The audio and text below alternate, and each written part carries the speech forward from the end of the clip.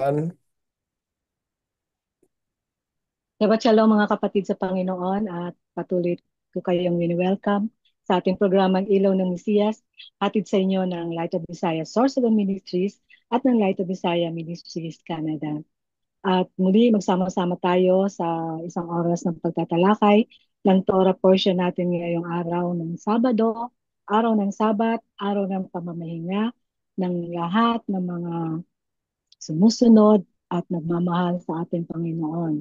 Ayon po sa kanyang utos o paanyaya sa Mateo 11:28-30, lumapit kayo sa akin kayong mga napapagal at bibigyan ko kayo ng kapahingahan. Pasanin ninyo ang aking pamatok at matuto kayo sa akin sapagkat ako ay maamo at mapagpakumbaba. At sabi nga sa Hebrew 4, Chapter 4 verse 10 hanggang 11, sapagkat ang pumasok sa kanyang kapahingahan ay nagpahinga naman sa kanilang mga gawa, gaya ng Panginoon na nagpahinga sa kanyang mga gawa, sapagkat ang sino mang pumasok sa kanyang kapahingahan ay ay nagpahinga sa kanilang mga gawa at kaya pag sumikapan nating makapasok sa kapahingaan niyaon upang hindi madapa ang sino man kagaya ng ginawa ng mga taong mapag, mapagsuway. Ako po yung lingkod Sister Debbie Farrello with Brother Richard Season sa kabilang linya. Shabbat Shalom, Sister Deb. Shabbat Shalom, mga kapatid, mga kaibigan. Shabbat Shalom, Brother Richard. Sa hapong ito ay ating pong itatalakayin ang Torah portion ngayon na may pamagat na Shilak, na ang ibig sabihin ay ipadala o send down or send out sa English. Mhm. At bigay po natin yung pahapyaw po ng mga tatalakayin ngayon ni Brother Richard regarding sa Torah portion natin ngayon. Ito po ay ika-37 pagbasa mula sa Torah at ang portion po na ito ay pinangalan ng Shila. Halo po ito sa ikalawang versikulo sa Numbers 13, chapter 13 verse 2 na nagsasabi doon na kung saan ito po ay nagpapahayag yung verse na ito na ihayo ang mga espiya. Okay? Send out for yourself men so that they may spy out the land of Canaan. So, I think marami na sa ating mga nakikinig, lalo na yung mga nagbabasa ng Biblia, lalo na sa Old Testament, alam na po natin ang istoryang ito tungkol po sa pag-ispiya ng Israel sa Promised Land. First time nilang papasok. Bago sila pumasok, kailangan magpadala ng mga espiya upang magbigay sila ng kung ano yung nakita nila doon, mag-report sila. So, okay. Siguro parang nakita natin ito yung mga unang-unang spies na napabalita na kung saan ang mismong Biblia o ang Torah ang nagpapahayag na this is the first time na nagkaroon ng espiya ang Israel. So, yan po. And also, yung mga, sabi nga, una yung mga espiya na pinadaan sa Kanaan, tapos yung mga report ng mga spies, ano nangyari, ano yung report nila. And then, ang sabi nga, nagrebel, ano ba sa Tagalog yung rebel? Nagrebelyon Rebelde. ang mga tao, nagrebelde. Nasisira na yung aking Tagalog. At nag-intercede si Moses dahil nagalit ang Panginoon sa kanilang pagrebelde. Meron tayong matututunan dito sa panahon natin ngayon at sa mga pangyayari kahit sa ating bansa, kahit sa ibang mga countries. At yung attempted invasion ng mga nagsuway tapos gustong sumunod, ano nangyari sa kanila? So, pag sumuway ka pala tapos sumunod ka na naman, may matututunan po tayo dito kasi parang titingnan po natin kung ito ba ay ginagawa din natin. So at least may kita natin kung ano yung aksyon ng Panginoon tungkol sa mga taong nagrebelde tapos biglang nagbagong isip, bumalik, pero gusto na sumunod, gusto na sundin yung inutos sa kanila pero hindi na yung inutos sa kanila. So napaka ano nito, medyo interesting. And also mga pinahayag din nito yung mga various offerings. penalty for violating the Sabbath and fringes on garments. Mga palita, sabi nga, yung mga dapat na ilagay sa garments ng mga Israelites bilang pagpapaalala sa kanyang mga utos. Okay, so bago po natin talakayin to ni Brother Richard, bago ito talakayin sa atin, Brother Richard, hilingin natin siya para sa paunang panalangin. Okay, salamat Sister Deb. Manalangin po tayo. Ama namin na nasa langit, maraming salamat po sa muling pagkakataon na ibinigay niyo po sa amin upang kami po ay makapaglingkod sa inyo sa pamamagitan ng radyo at madiscuss ang parsya, Shelaklaka, na kung saan ay tatalakayin namin ang mga nangyari nung kapanahunan na kung saan ay inutusan niyo si Moses na magpadala ng mga espiya, ngunit ito ay naging nagkaroon ng hindi pagsunod at hindi pagtiwala sa inyo. At nawa Panginoon ay matutunan namin ang ah, mga aralin na magbibigay sa amin ng gabay sa aming pamumuhay, na makita namin na ang hindi pagsunod ng utos ninyo Yeah. ay ito ay nagdadala ng kapahamakan.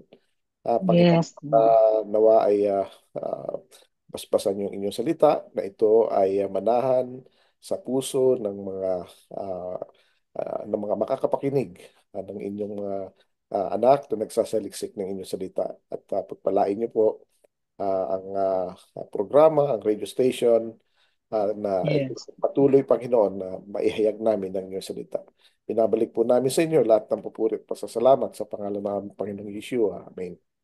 So, Amen. Shilach Lecha, actually, ang pangalan ng Parsha, na kung saan ay ito yung 6 and 7 word, na salita ng Parsha, no?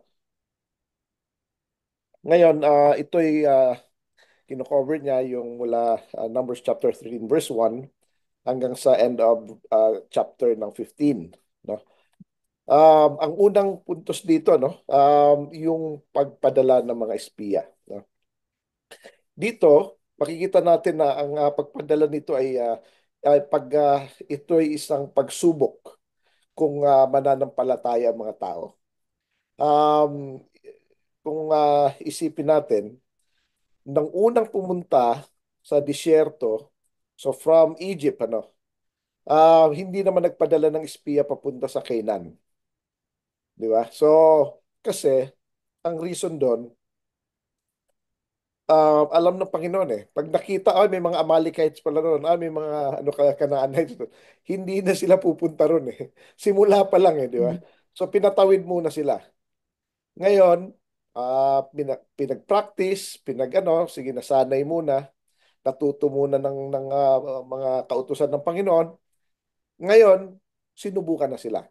Okay, sige, magpadala kayo eka ng mga espiya, isa sa bawat tribo para represented lahat, no? So 12 tribes. At kayo ang pumili. Sila pa ang pumili, hindi ang Panginoon ang pumili ng tao. Sila ang pumili kung sinong ipapadala. Okay, so pinadala nila at pagbalik, syempre, papagkatiwalaan nila yung pinadala nila. Representative eh. Yan ang representative nila. So, Mm.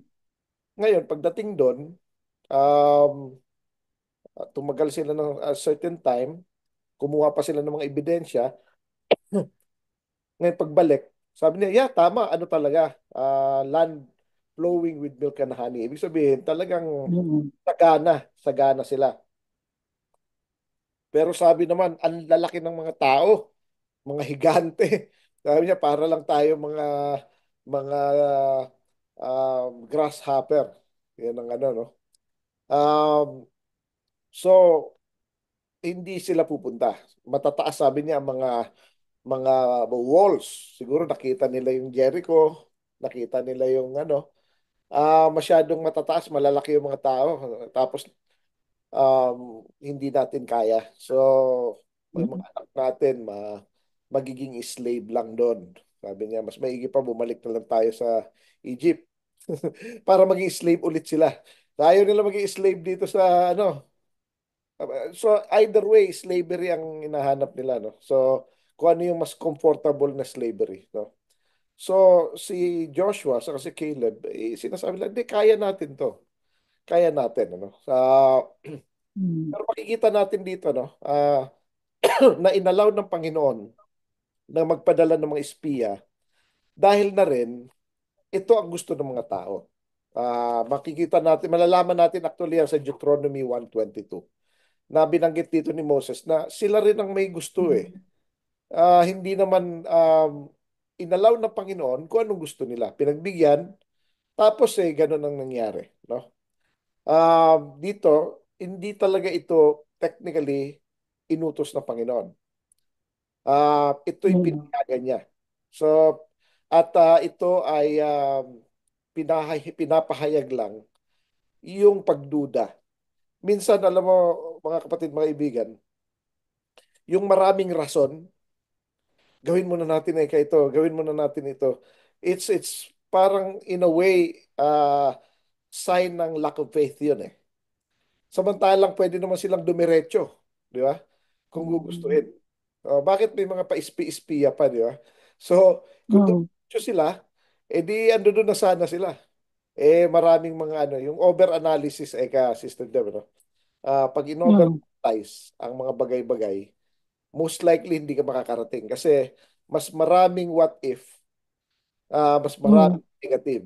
No? Minsan, Tapos, meron akong napansin din, Brad, na sa mga pagdating sa mga reporting, makikita mo sino talaga yung talagang nag-espiya at sino yung parang, tama yung sinabi mo, sinamarize lang, parang yung hindi niya masyadong siniyasat yung buong lugar.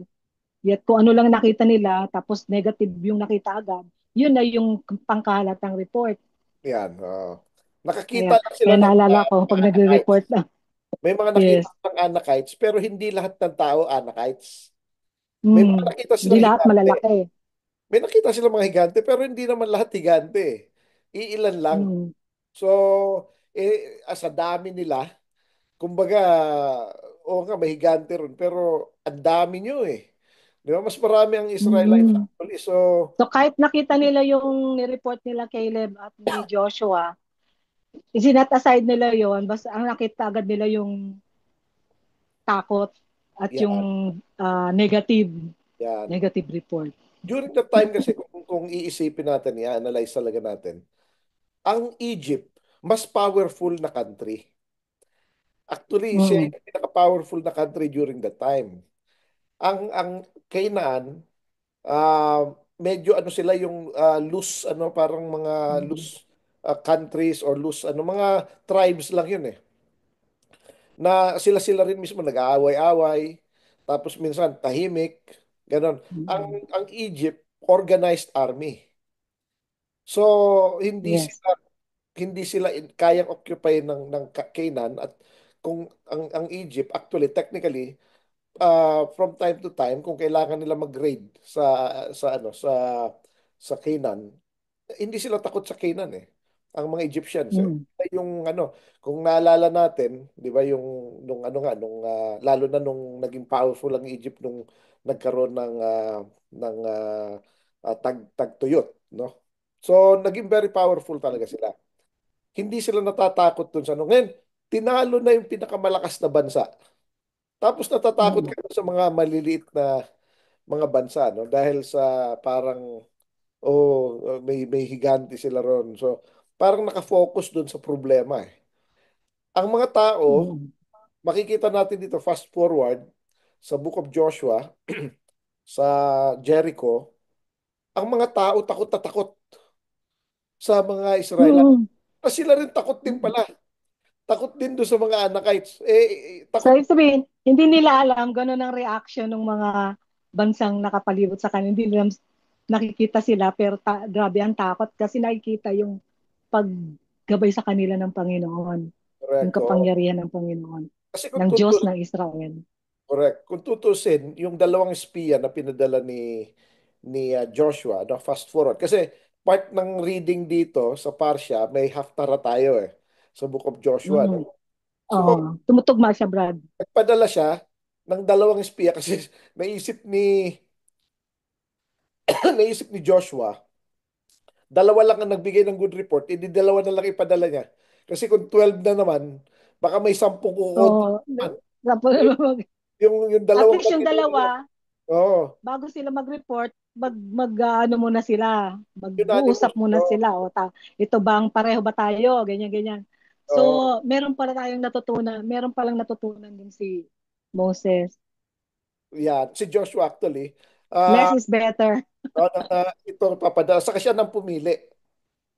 Hindi Mm. na representative ng tao, pinili niya. Pumili siya ng Yung ano. kinuha ba na 12 galing sa bawat isang tribe, Bawat tig-isa? isang tribe at pinili ng bawat tribe. Sila yung pumili Oh, ng leader nila yun. ng ipapadala nilang Okay. so, So, si Caleb from the tribe of Judah, si Joshua mula kay si kaninong Joshua tribe? galing kay Benjamin yata or isa sa Ah, mga Benjamin oh, and oh, Judah. so, So, sa history, sila yung nung panahon ni naalala ko, panahon ni Jacob, panahon ang sa Egypt, ang pumunta sa Egypt si si Joseph. nakalimutan. Si Joseph. Bunsong anak ni Jacob. Si Benjamin. Si Joseph. Si Hindi, Joseph. si Jacob. Si Joseph, Joseph. Oh. anak dun sa history na yon, dito sa pagdating sa spies, silang dalawa yung nagtagumpay sa kanilang report. Oo.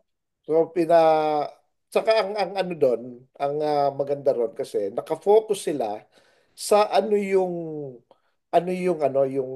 advantage. Ang advantage Mm. doon is nakita nila na takot ang mga tao. So hindi sila nag-focus sa yung may mga higante. Hindi naman nawala yung mga higante eh. Hindi naman nawala at Mm. actually nakapag-ready pa nga sila ng extra 40 years eh.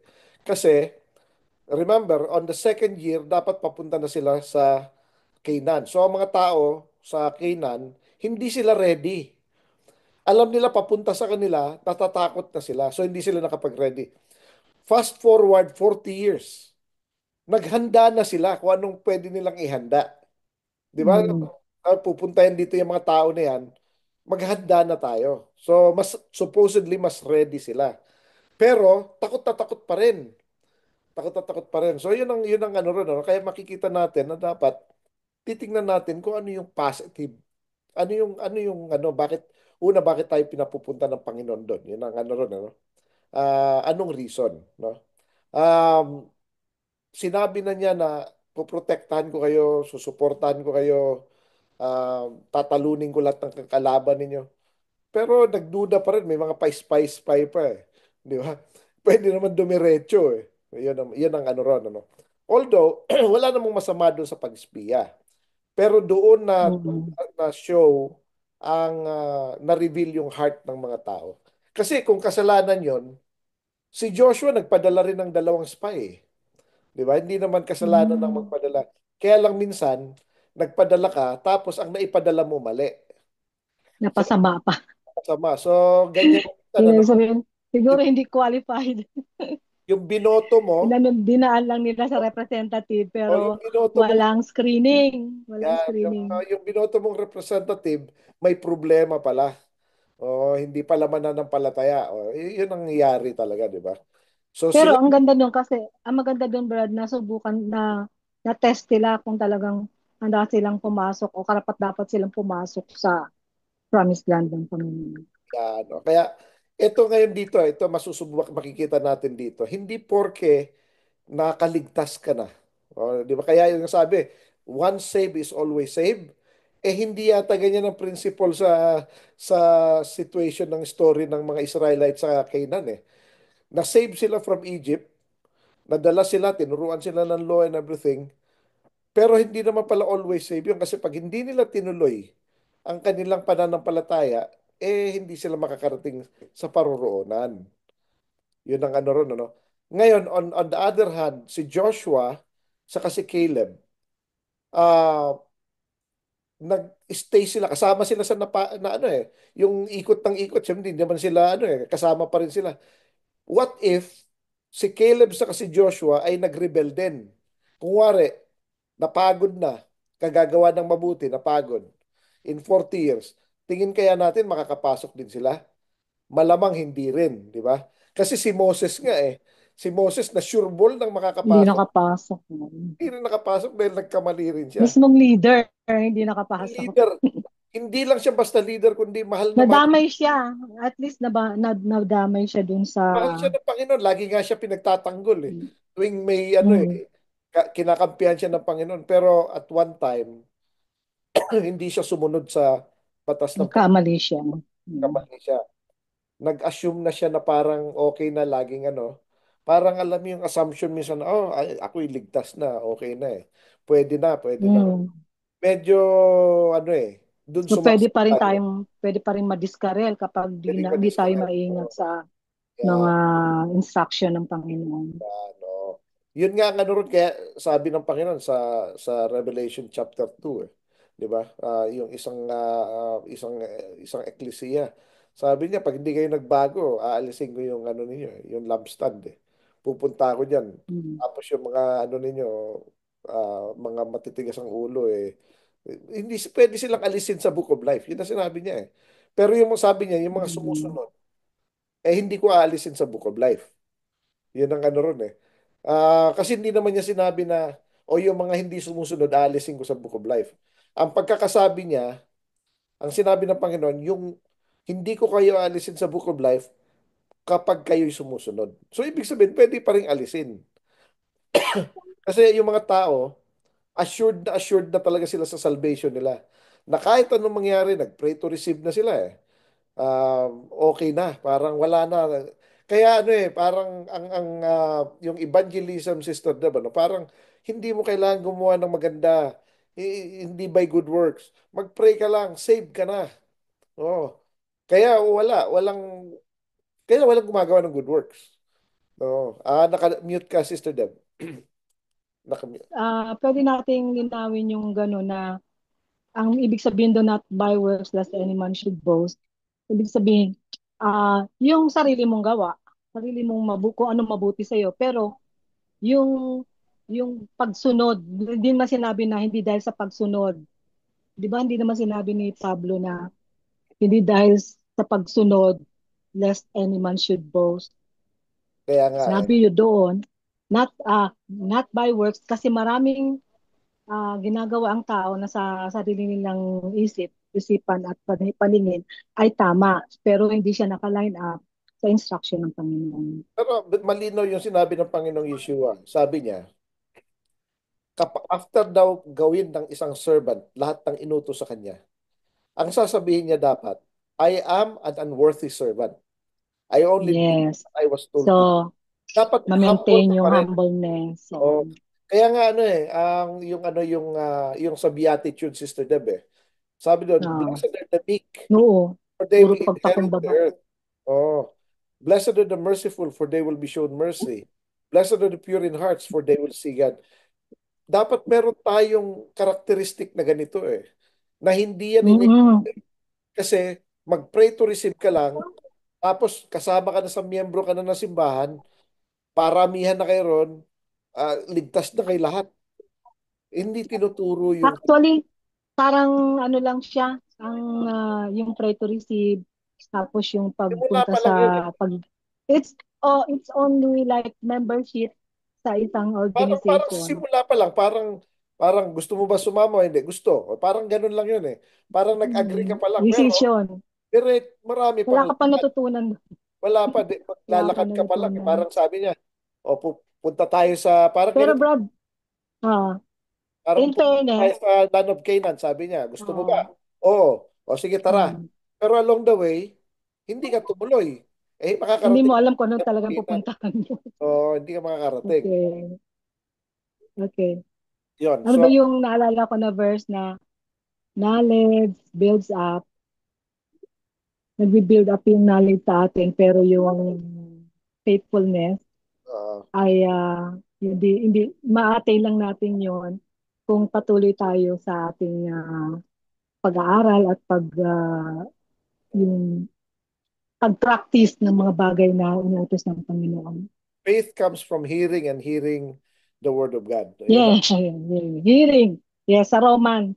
lagi mong Nakalimutan ko papakinggan. yung verse. So, dito, no, makikita Faith natin comes from hearing, yan.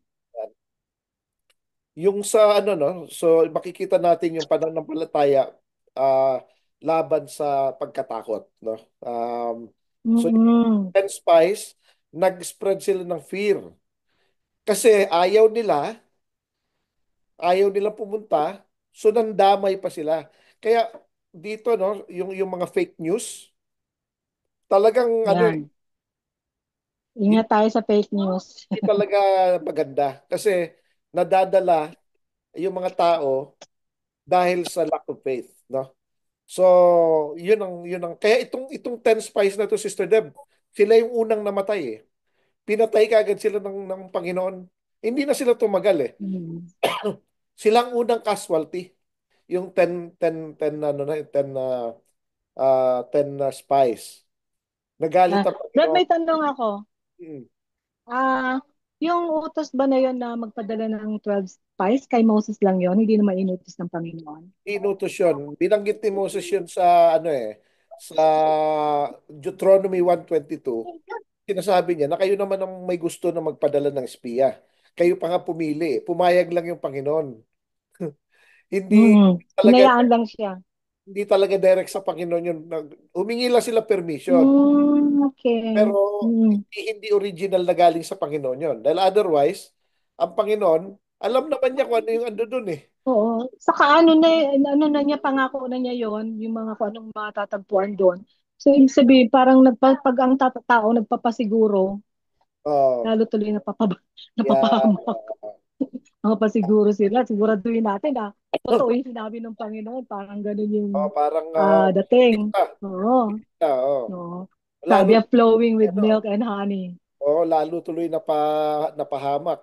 Kasi yung pinadala, Pero hindi oo. Tapos pinatunayan naman sa kanila ng Panginoon, ano man ang halimbawa, maranasan nila na kaaway, kaguluhan, ay naranasan na nila kung paano sila gabayan ng Panginoon na napapanalunan nila yung bawat ah, mga kalaban nila kapag sila ay inaano, yung pinapatulan sila, gano'n.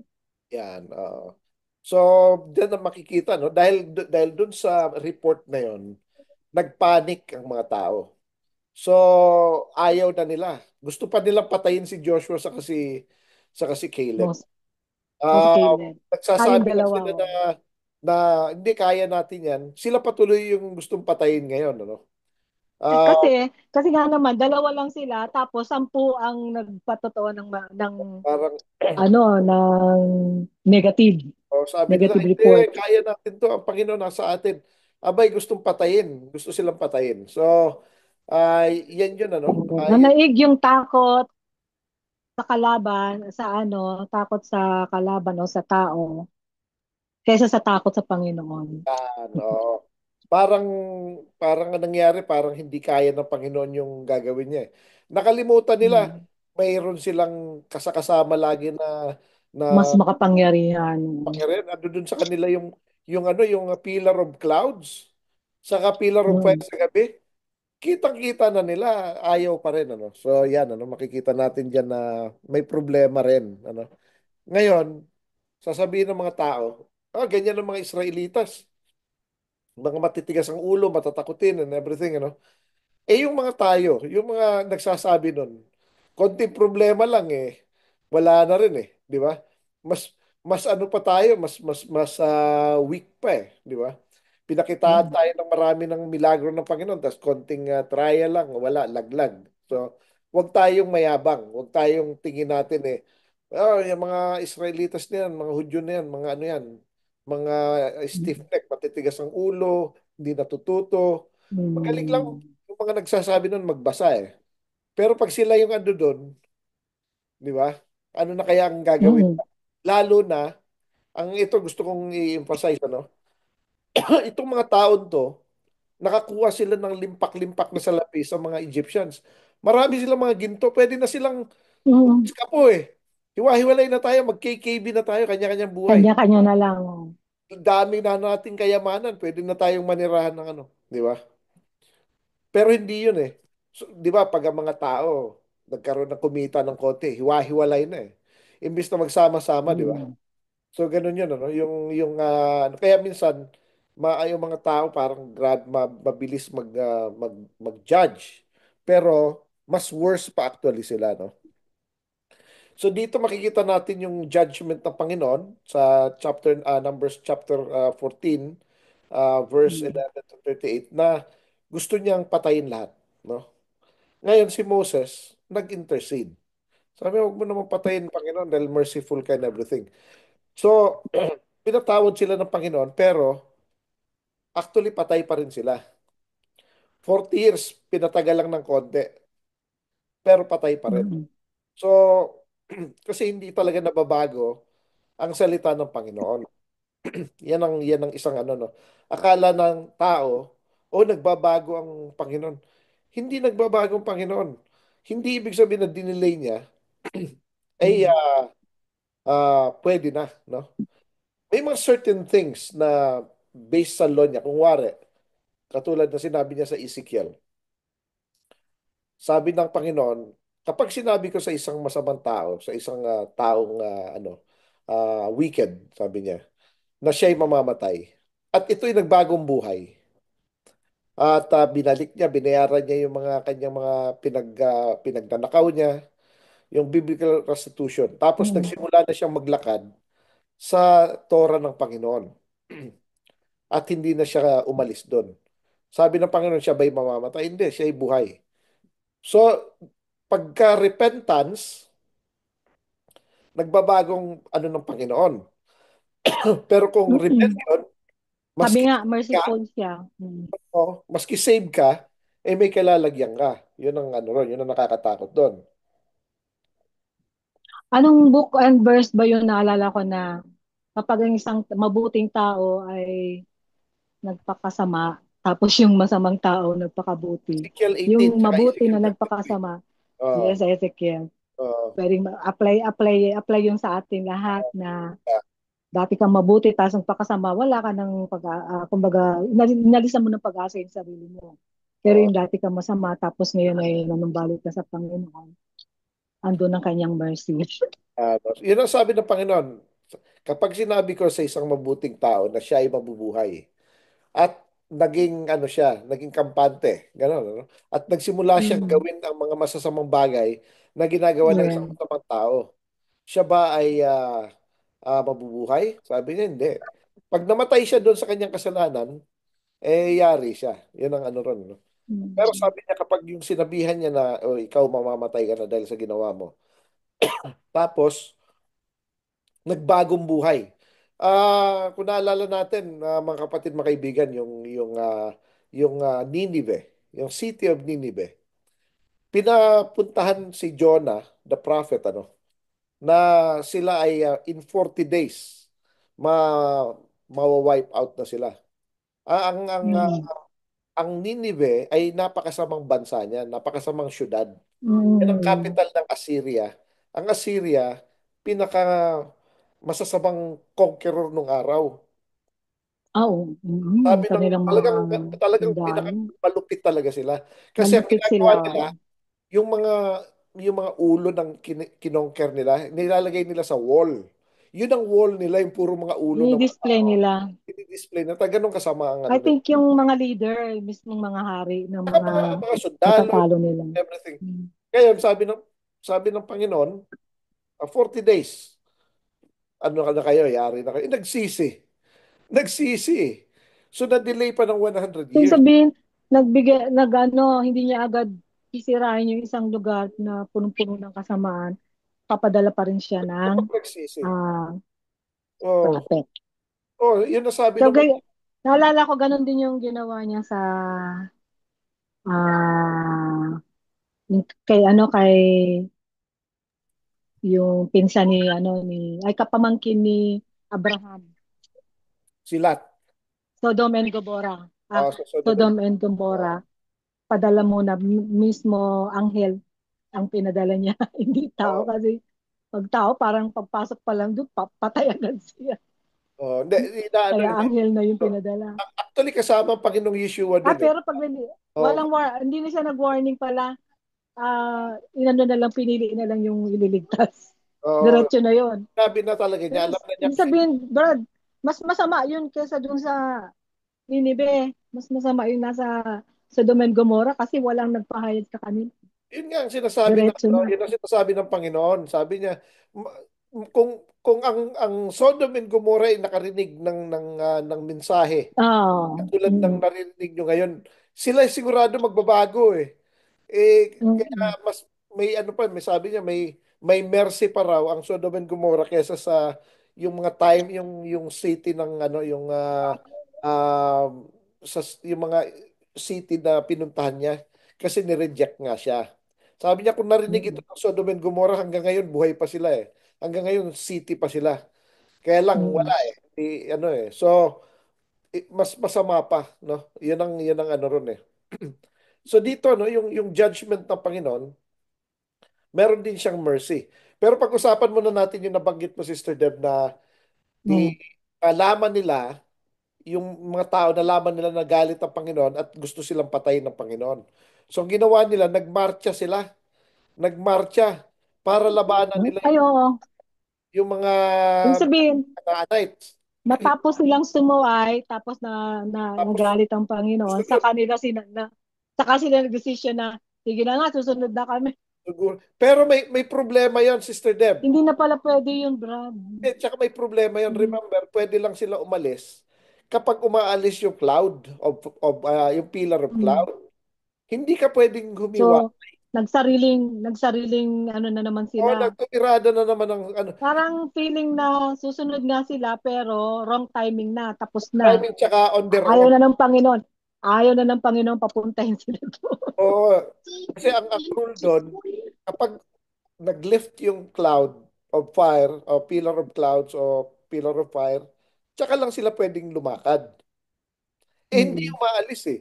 Di, ibig sabihin, kumontra na naman. Nung pinapaalis, ayaw umalis. Nung pinaititigil, umalis.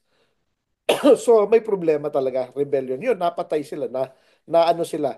Ngayon, eto ngayon na nangyari nun. Di syempre napabalita, wala pala itong mga ito eh. Takbuhin din pala. So lumakas ngayon ang loob ng mga taga-Canaanites. Sabi niya, wala rin pala itong mga ito. So, Oo, nagdulot pala yun ng ano, ng hindi magandang, para sa, ibig sabihin, testimony sa yan, mga kalaban. yan. Hindi So, magandang testimony yung takot naman disobedient. pala sila, oo. So, Takot hindi naman pala sila sa atin. yan. So, isa pa yun. So, Hmm. kaya hindi Bad na dapat testimony. ano, bad testimony talaga one way. Kaya pinatay sila ng Panginoon eh. Lahat sila from 20 years old and older, patay lahat. Yung mga anak nila, yung wino-worry nila, oh, ano mangyayari sa mga anak namin, baka mga slave sila, maging ganito. Eh sila yung nakarating doon. Yun ang ano ron, ano? Yun ang nangyari, no? Pero, um, at least, no? Si Joshua sa si Caleb, eto, dito ako believe, Sister Deb, eh. Kasi nung binigyan na Mm. sila ng promise, naging faithful sila. Marami pang mga rebellion na nangyari in between, eh. From Mm. year 2 hanggang year 40. Marami pa yun, Mm. eh. Grabe ang patience. Grabe ang Pero, patience sa kanila ng Panginoon. pero itong si Joshua, Patience na ito palagi si Caleb, oh, ay ang faithful talaga. Napaka-faithful nila. Talagang, kumbaga, isipin mo yun, parang pwede na nga silang kampante dahil sabihin nila, oy, sinabi na ng Panginoon, sure ball na kami. Pero hindi pa rin sila wag, nagpakasiguro. Talagang, in faithfulness, they remained steadfast. Kaya sabi ng Panginoong Yeshua, he who stands firm to the end will be saved. Yun eh. mm, Hindi yung ang salvation comes from a simple prayer, no? mm, Contradictory lahat ng tinuturo eh sa tinuturo ni Yeshua, no? Yun ang unfortunate situation. Ngayon dito, no, yun nga, pumunta sila, trinay nilang i-fix ang problema on their own, no? Imbis na maging repentant, aba nag-alsa balutan at gusto makipag-away, ayun, napatay sila lahat, ano? Ngayon, dito, sa Numbers chapter 15 verse 1 to 31, na-mention yung mga offerings. Anong mga offerings dito na nabanggit? Ang nabanggit dito yung burnt offering, which means a full dedication towards God, ano. Ang ano rito sa burnt offering, lagi may kasamang meal offering. So, ang meal offering, ang ibig sabihin nito, dinededicate natin ang sarili natin sa lifetime, sa life of generosity. So, ibig sabihin, de- kaya they go hand in hand, no? Lagi sila magkasama. Kapag dinedicate daw natin ang buhay natin sa Panginoon, dapat maging giver din tayo. Mm. They come hand in hand, no? Hindi lang yung parang one way lang o isa lang. Ito lang ang gagawin ko. Magkakasama lagi sila, no? Tapos dito, sinabi nga yung alin ang intentional sa unintentional sin, wala talagang, um, technically, walang sacrifice sa intentional sin. Ang pwede mo lang gawin talaga is to repent. Magre-repent ka, no? So, yun ang ano na. Tapos dito, yung may nakita silang taong pipik ng stick on the Shabbat. So, Mm. hindi nila alam kung anong gagawin. So, ang ginawa nila, hinuli nila.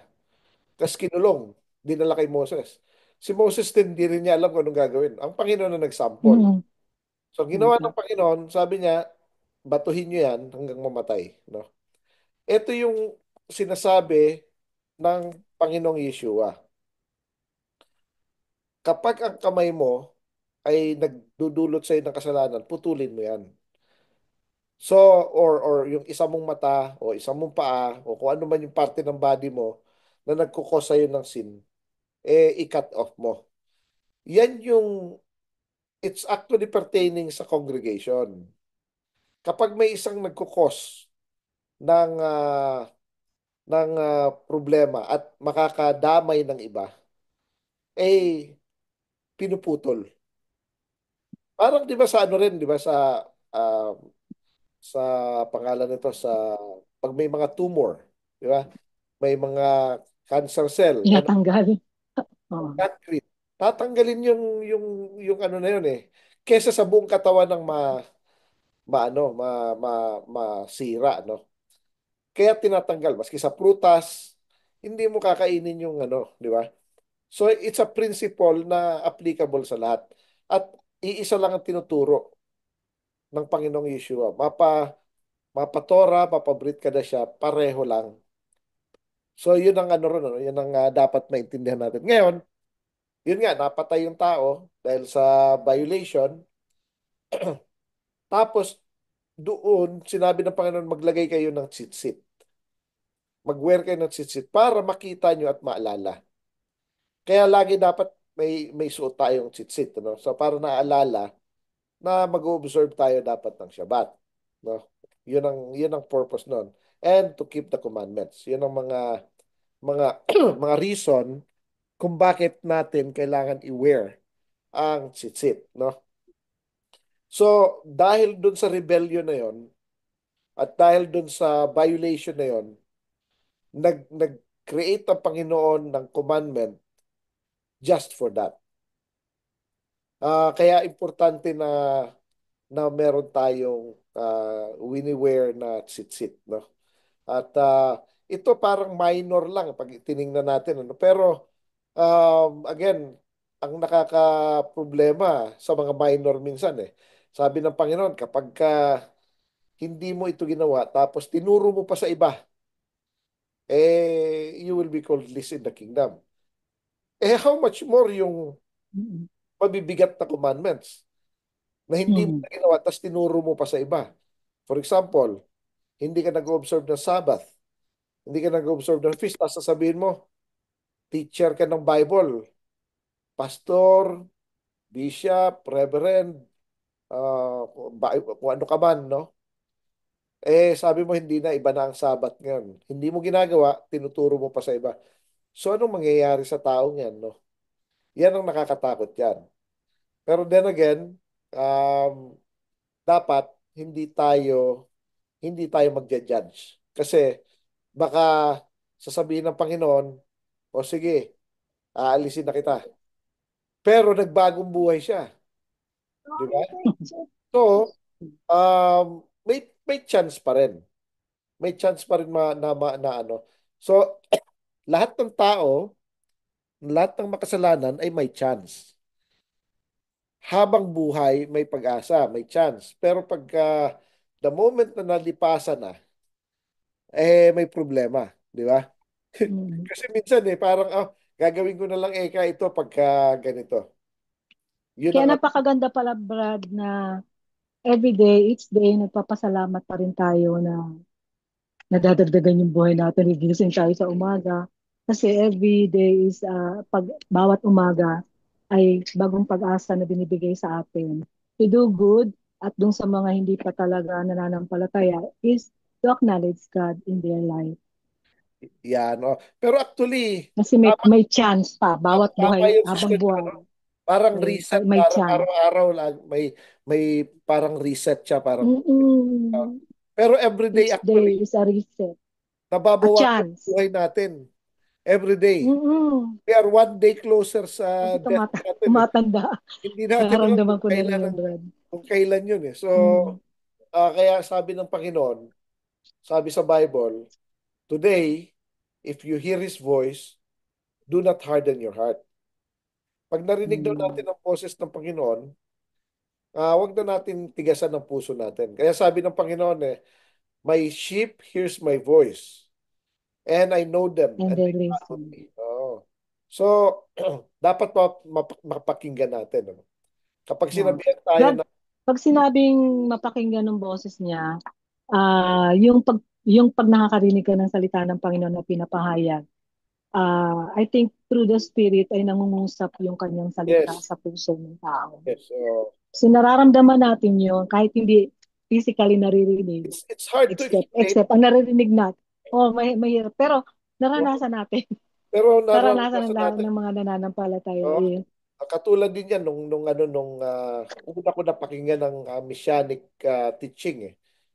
Mm, Ano din eh. Ganun din eh. Nung napakinggan ko sinasabi sa akin makinig ka diyan kasi mm, yan yung dapat gawin. So, kaya nakinig mm. ako, yun tuloy-tuloy na. So, yun ang ano ron, ano? May message siya minsan eh. Mga Saka natin. may time noon na wala, parang kahit naririnig natin, nababasa natin, hindi yun nag-e-effect sa atin. Kagaya Oh, ng naranasan ko. But then, nung bigla na lang may verse na nabasa ako na biglang na ano, talagang pumapasok siya sa puso. No? Tapos yeah, doon ka na nagsisimula magtanong. Kaya yes. sabi nga, yung mga seeker daw, yun may mga pag-asa pa na talagang magpahayag sa kanilang Panginoon kapag nag, ano na tayo, nagsisik na tayo. That time, nagsisik na rin ako. Kaya, at doon pa lang papasimula na nagpapahayag ang Panginoon sa atin kapag hinahanap na natin siya at marami na tayong tanong. Sabi nga ng Panginoong Yeshua mismo, Blessed are those who hungers and thirst for righteousness, for they, Yes, oo, tama. sabi niya, no? Tapos sinabi rin niya na ask and it shall be given. Seek and you shall find. Knock and the door will be opened. Sabi niya. For Mm. everyone who asks, receives. Sabi niya. For everyone who seek, will find. So pag hinahanap natin ang katotohanan, makikita natin yon kung buong puso talaga natin.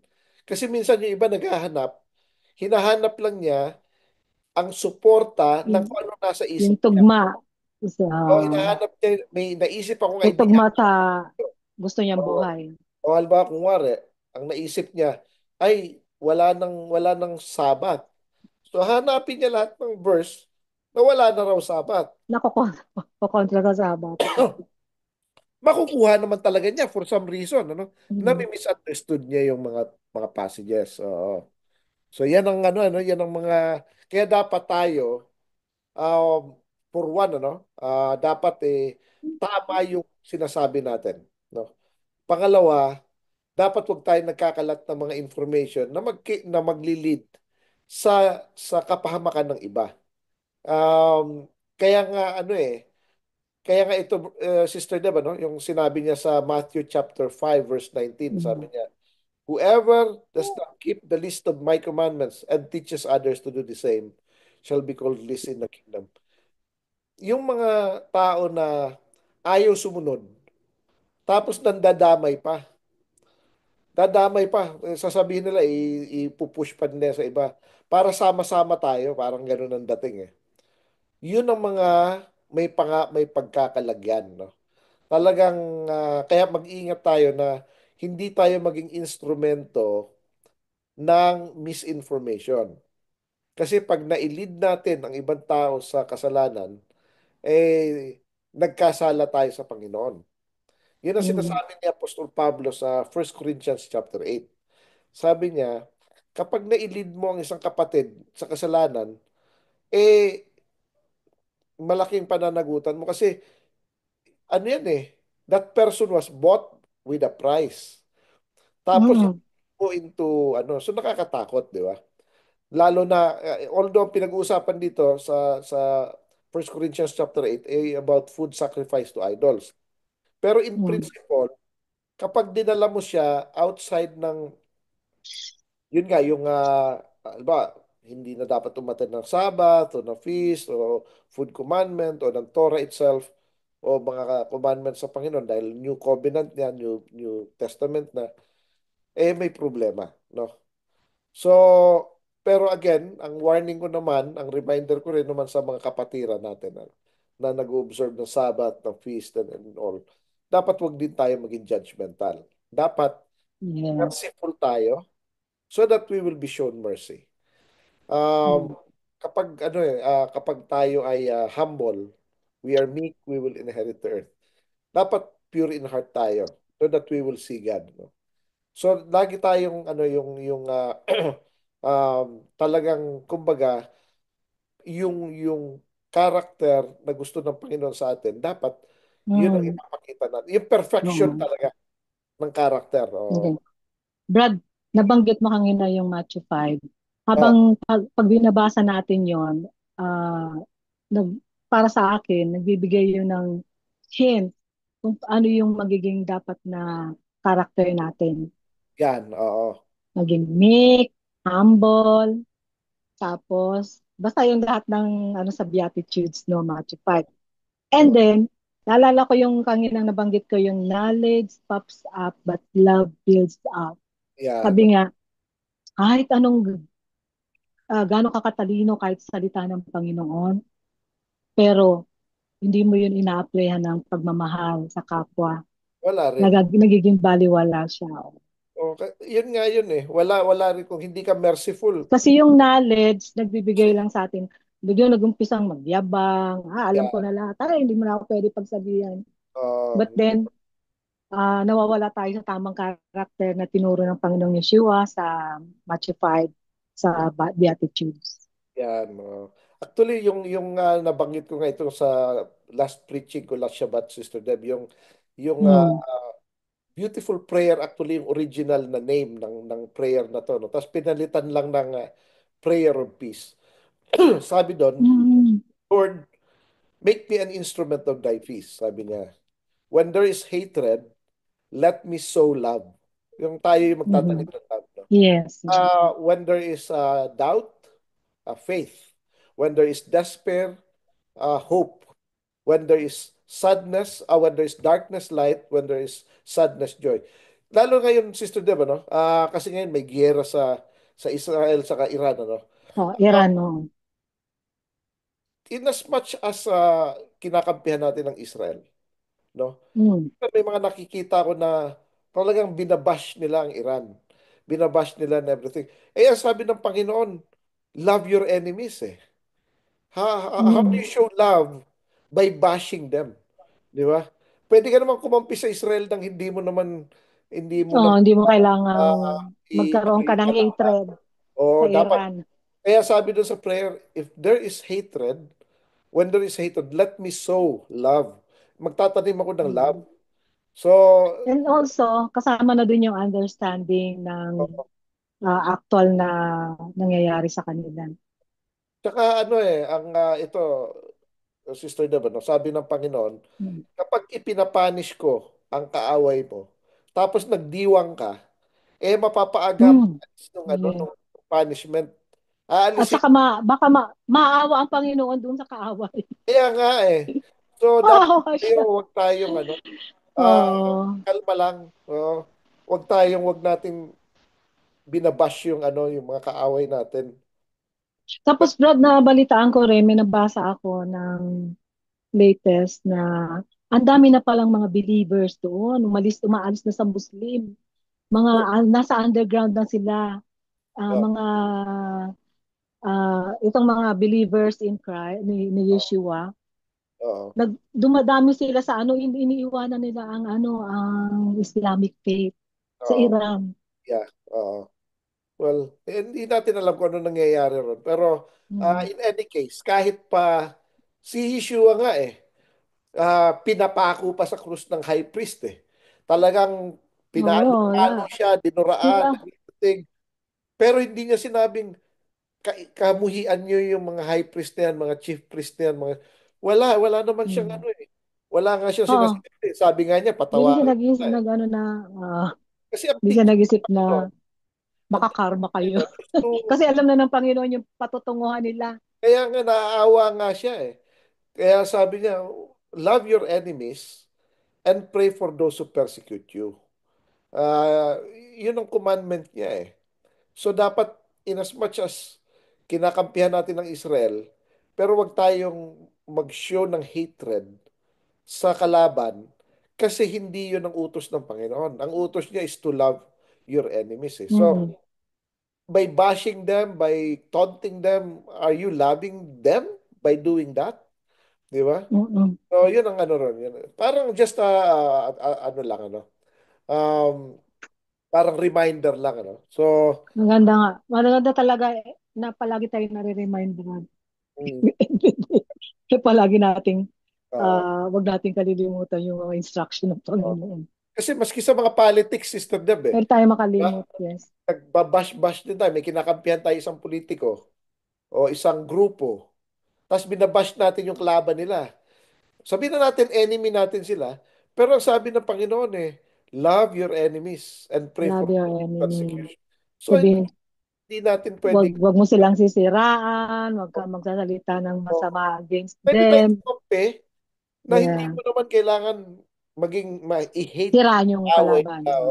Pwede ka naman At talaga. saka, hindi na, sa politics, hindi naman natin sila kalaban. Kalaban sila nung politics siya na gusto Kaya mo. nga, tsaka supposedly dapat tayo Kampi lang above tayo. that eh. Kasi hindi naman tayo, Hmm. ang citizenship natin, Hindi tayo under. yeah. Yeah. So anyway, wala na yata tayo oras, Sister Deb, ano? Uh, 12:32, yes. Nag-start uh, tayo ng mga 12:30, 11:34. So, pwede na nating i-wrap up, Brad, ang mga diniscuss mo ngayon. At nabanggit mo na rin yung tungkol sa fringes on garments. yes, sit. Sit-sit. Uh, Oo. Ang mga babae ba pwede rin nun? O mga lalaki lang? by tradition, Parang mga mga lalaki lalaki lang. ang sinabihan, pero wala namang sinasabi hindi pwedeng magsuot ang babae. So siguro may ibang At way. saka hindi sinabi yung mga lalaki lang. Kaya Oo, lang binigay sa kanila yung oo. utos. Pero wala namang sinabing ang mga babae, huwag kayong magsusuot ha. Wala namang commandment na gano'n. So kaya medyo hindi naman ako like kontra ron sa gano'n ano. Kasi may mga iba gano'n. Mm. Pero we don't know. So since hindi commandment 'yon, siguro sa babae optional. Let's put it that way. Oo. I don't know, no. After all, Kasi ang pinaka-main purpose lang naman noon, wag mong makalimutan ang ang mga utos Shabbat, ng Panginoon. ang Shabbat at Sabat. mga utos ng Panginoon, Sabat ba? especially ang Sabbath. Yes. Kasi Sabat and ano all to the dahil sa commandments. Sabbath eh. Dahil may violator. Yes. Lalaki yung violator Okay, kasi okay, okay. usan mag ano magsuot. So, yan ano. Mm. Okay, so wrap up natin yung na-discuss ni Brother Richard ngayon dito sa ating Torah portion na Shilak. Silaklaka. Kanina pa sabi mo, Shilaklaka. O Yung nabasa silaklaka. ko, Shilak lang. Okay. And then, so, nag-ano tayo tungkol sa mga espiya ng yung 12 spies na nagkaroon ng dalawa lang yung 10 negative, dalawang positive, at napahamak yung mga negative reports, yung mga nagbigay ng negative reports. And also, may natutunan din natin dito na may pinapakita sa atin ng Panginoon na kapag inutos ng Panginoon at hindi mo siya sinunod, at ibig sabihin, yung utos na yun para sa ngayon lang ha, hindi yung para sa matagalan. Yung utos na ah pwede silang lusubin, yet natakot sila, so sabihin sinaway na nila. Tapos nung nakita na nagalit ang Panginoon, may pinarusahan, tapos saka sila nagkaisip na, "Ay, sige, susunod na kami." So, inano na nila, nag-ano sila, pinurso nila yung kalaban. At the same time, binarning nga sila na hindi na pwede. Kahit sabi na, late na yung pagsunod mo, tapos ngayon gagawin mo kasi akala mo sumusunod ka pa rin sa Panginoon. Pero dapat pala maging maingat tayo sa instruction ng ating Yeah. Panginoon. Pag sinabing yes, yes. Pag sinabing no, wag ka na ano, Huwag nang wag mo nang itutuloy. muna ituloy. Even sa mga decision, yeah, sa Dadagdagan mga pa yung decision parusa eh. natin. No? Yes. Kapag sabi nga, may lakad ka, tapos biglang nag-alanganin ka. Sabi nga, huwag mo na ituloy kasi nag-alanganin ka na. Double, Naalala ko yung parang pamahiin yun. yung double And mind.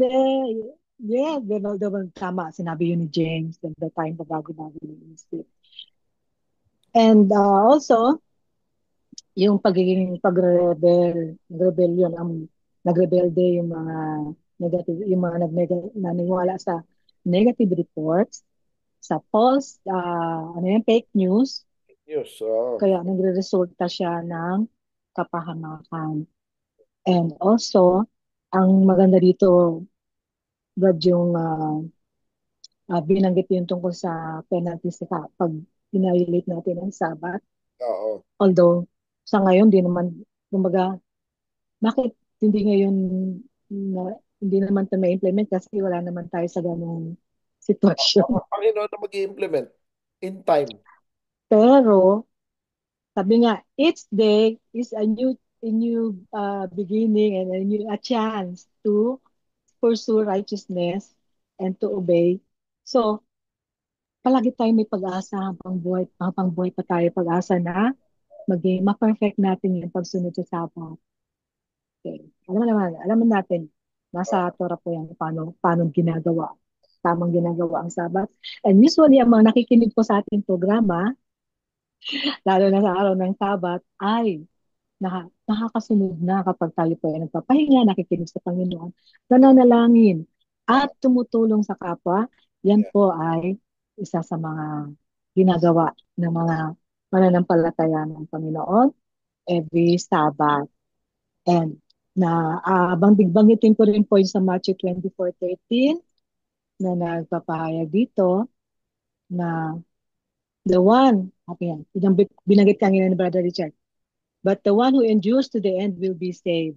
We need to endure na lahat na ano man na nararanasan natin ngayon, as long as nasa atin ang Torah ng Panginoon, hindi po tayo pababayaan ng Panginoon. Kagaya ng patuloy na paggabay niya sa Israelites nung panahon na sila ay nasa wilderness. Okay, so yan po. At alalahanin din po natin, reminder, ang karunungan ay nagbibigay sa atin ng sabi, knowledge pops up but love is up. Ano mang karunungan meron tayo po ay nagle-level up sa karunungan sa Torah. Palaging applyan po natin ito ng pagmamahal sa kapwa. Huwag po natin ipipilit ang Torah sa mga hindi ready.